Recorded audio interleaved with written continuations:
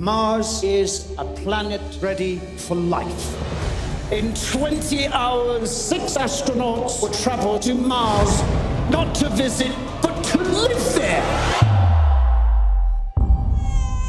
Well, think of E.T. the Extraterrestrial, sort of meets Starman, the old Jeff Bridges movie. Mix that up a little bit with the Romeo and Juliet storyline, and you have the ingredients for the new sci-fi teen romance, The Space Between Us. Now, this is primarily aimed at teens, maybe teen girls, but I think it will have appeal beyond that to families. It's a perfectly fine movie suited for everybody, and it's very entertaining in its own way. It stars Asa Butterfield. He plays Gardner. He's a teenage kid whose only life he knows has been on Mars. He was actually born on Mars.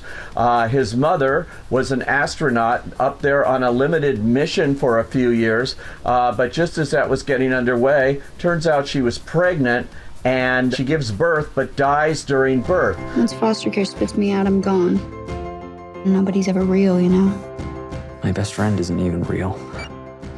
Tell me about it.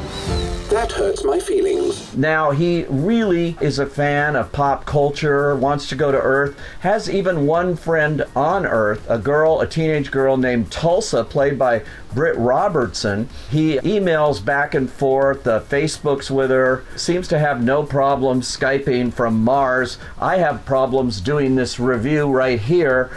He can Skype from Mars, no problem. Well, at any rate, he does come down to Earth. He finds a way. They bring him down, and the problem is he tries to find Tulsa, and he goes off on his own. The people in charge of him, including an Elon Musk-style billionaire who sponsored this whole mission to Mars in the first place, played by Gary Oldman, they're constantly chasing after him, trying to keep up with him as he goes on kind of a road trip around America in search of his father. He does hook up with Tulsa, and she joins in the search, and it is really their budding romance that gets this thing going here on this planet. You're taller than I thought you'd be. You're meaner than I thought you'd be. It's also got a little bit of The Fault in Our Stars, because in a way it's kind of doomed. I mean, he cannot really adjust to the Earth's gravity for long before he would die. And that becomes the tension and the plot there in Act 3 of this movie. I did enjoy this movie. It's got a kind of implausible premise. I mean, this kid born on Mars, coming down to Earth, falling in love.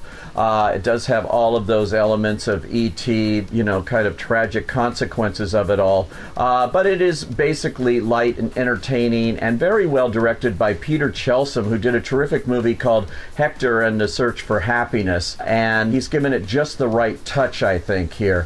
For believers, and also for teens, and for families that just want to have a good time at the movies. This one will certainly provide that. It is no Oscar-winning masterpiece, to be sure, but it is something that I think you'll find quite fun. So for The Space Between Us, I say go. You made me human. And no matter what happens, It was worth it. all of it.